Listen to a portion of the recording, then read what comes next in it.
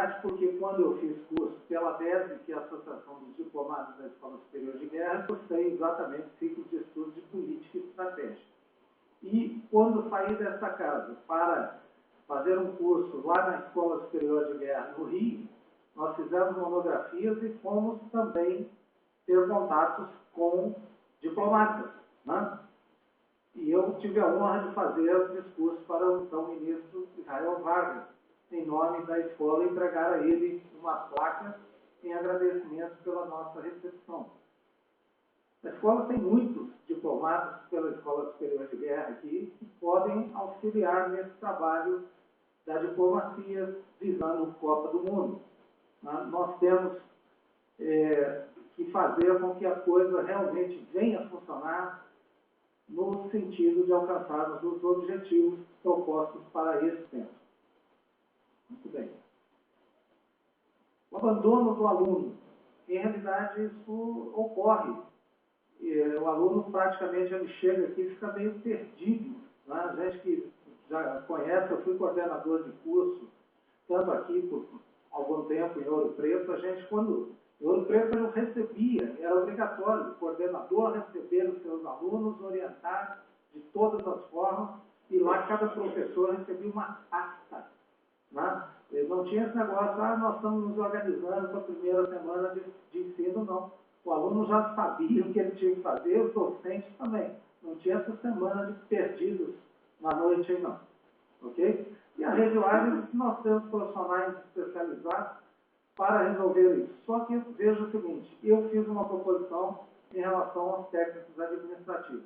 Como eles têm, inclusive, necessidade de um local para o seu lazer, eu penso que nós temos que ter computadores à disposição deles, independentemente até dos computadores da casa. Por quê? Porque pode ter o seu momento de acessar o seu e-mail e nada que seja institucional, porque fica até meio complicado. O cara, às vezes, tem o e-mail dele filtrado pelas empresas, etc. E tal, e eu acho que ele tem que ter a sua liberdade também. Não digo que isso ocorra aqui, tá? Não entendam de forma diferenciada, por favor. Muito obrigado.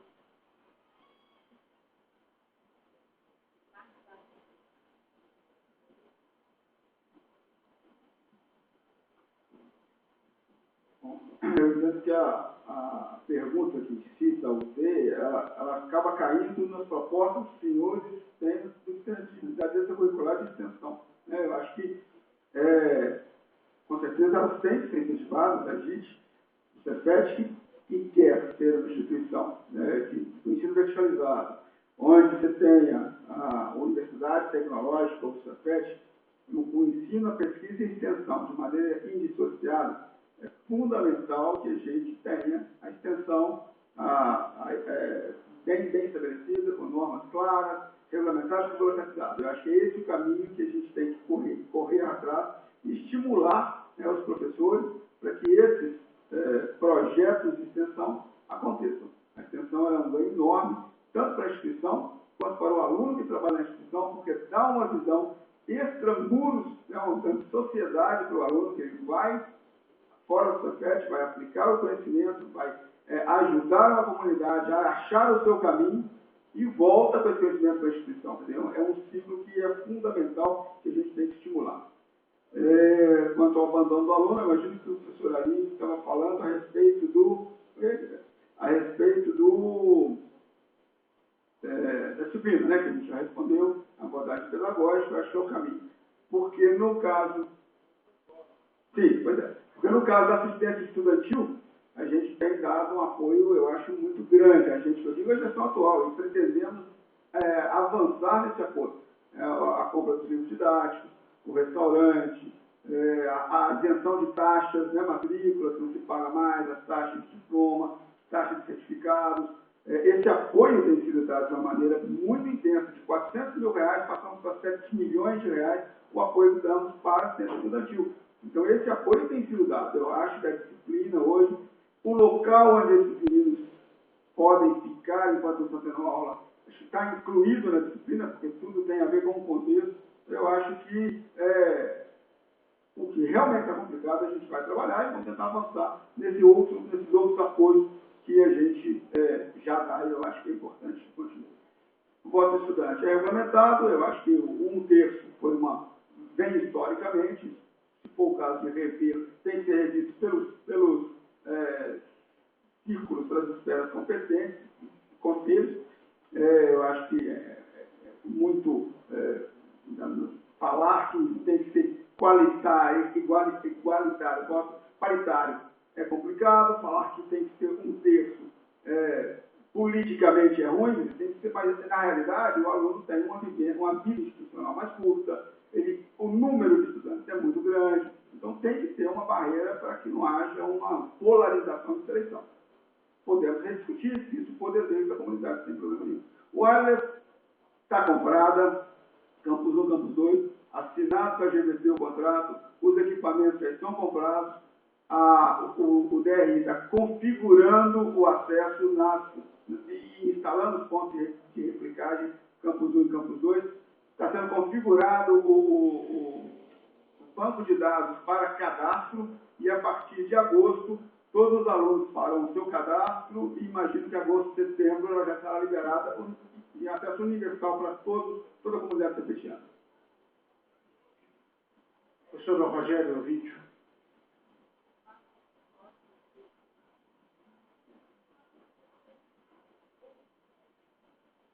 Vamos lá. Bom, gente, as perguntas são interessantes. Essa questão, vou pela ordem que foi citada, essa questão aí da extensão, atividade da extensão, como o nome já está dizendo, essa atividade tem que ser exercida exatamente no contato com a comunidade externa. Então, obviamente, para esse grande evento de Copa do Mundo, já existe uma mobilização, tanto em Belo Horizonte como em outras capitais, para esse evento. Essa mobilização é pública, instituições públicas já estão sendo mobilizadas para isso, e instituições privadas também, particulares. Ora, o que temos que fazer? Chamar essas instituições aqui para conversar. Não é inventar roda, não. Inclusive, algumas instituições já estão bem avançadas em relação a esse assunto. Nós estamos perdendo o trem da história. Igual perguntas aqui de 2003, perguntas do passado, né? É isso que nós temos que fazer, essa agilidade. Mas isso só pode ser feito delegando. Não pode se encastelar, esperar aprovação que nunca vem quando não é interesse. Então já existem políticas públicas para esses eventos. Temos que participar. Com relação ao aluno PADES, o aluno PADES é na Amazonas aqui todo dia, circulando nos cursos de eletrônica e outros. Anda de um lado para outro, corre para almoçar de um canto para outro. Isso é uma vergonha. Não tem nem aula de física de laboratório, nem de biologia. E todo mundo está vendo isso. Silêncio testemunhal de novo. Aprovado por conselhos. Brincadeira. Com relação ao voto, o voto tem que ser um terço para professor, um terço para servidor técnico administrativo e educação e um terço para aluno. No atual sistema, faça a conta. Um voto de servidor agrupado dentro da regra eleitoral atual, o servidor representa professor e funcionário técnico administrativo. Um voto, senhores. Um voto de servidor representa 30 votos de aluno. Pode fazer a conta, na melhor das hipóteses. Agora, uma instituição como essa, a regra está lá. Mas o pior, ela não patrocina, né? não incentiva a participação do aluno. Nenhum aluno de 13, 14 anos de idade que nós temos foi sequer, nesse momento eleitoral importantíssimo, educado, sinalizado, esclarecido, informado sobre como se deve votar na urna eletrônica. Ele vai errar o seu voto. É a primeira vez, gente. Todos nós já passamos pela primeira vez e a gente às vezes erra. Ainda mais sem informação. Que instituição é essa que quer dar o exemplo de cidadania sem, nesse momento importantíssimo, não deu nenhuma orientação para os nossos alunos no momento de votar? Perdemos realmente o bonde da história. Perdemos. Mas a gente pode recuperar. Temos que ter humildade para aceitar isso e continuar. Finalmente, com relação a essa rede wireless e outras, nós sabemos que a tecnologia avança a galope. Instituições de ensino dificilmente têm financiamento para se manter atualizadas. Mas em Belo Horizonte nós temos a Google, vamos ter aqui a construção de uma empresa chinesa para fabricação de tablets, e a opção é, vou concluir, livros didáticos virtuais. Isso aqui está na crista da onda. Um país africano como Gana já está investindo nisso. Então, veja bem, podemos, isso é uma ideia, tem que ser discutida, mas podemos ser isso também. E existem empresas super interessadas no financiamento de tablets aqui dentro,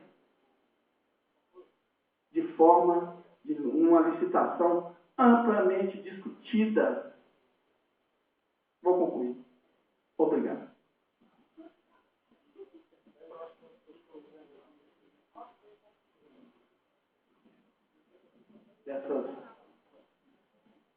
A questão da valorização do voto do aluno, eu particularmente já vi aqui na história da escola que era, há um tempo não muito distante, era 70% professor, 30% servidor técnico, 20% servidor técnico administrativo e 10% aluno.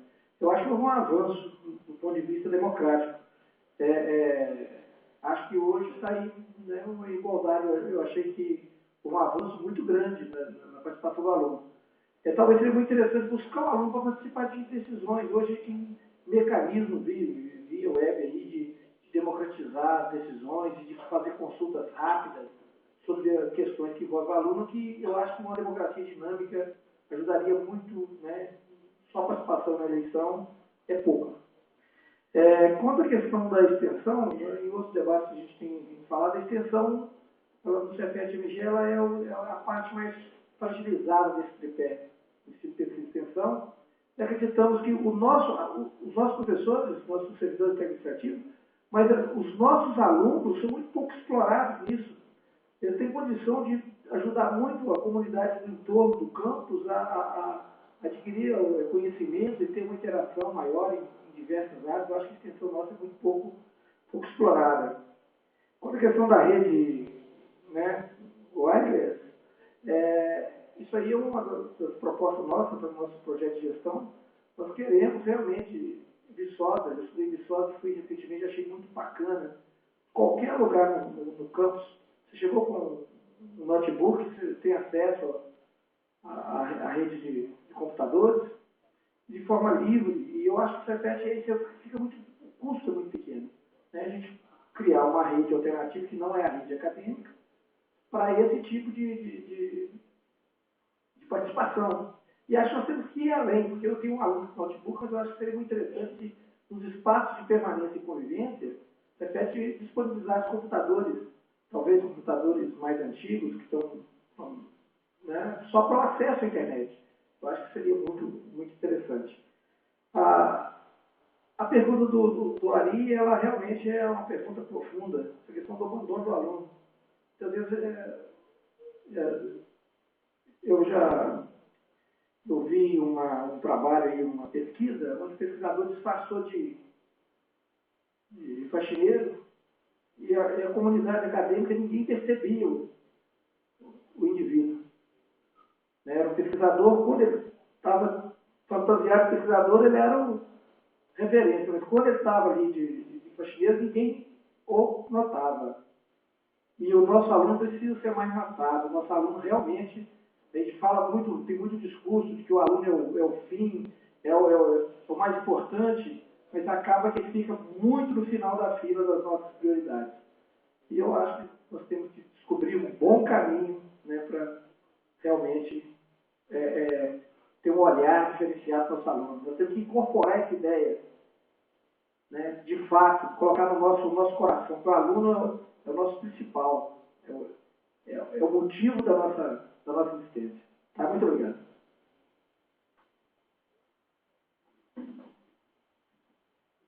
Então, agora nós vamos para a última etapa do nosso debate, que é as perguntas orais. Né? Então, aqueles professores, alunos, servidores que quiserem perguntar oralmente, por favor. Não estou enxergando. Geraldo. Geraldo, você tem...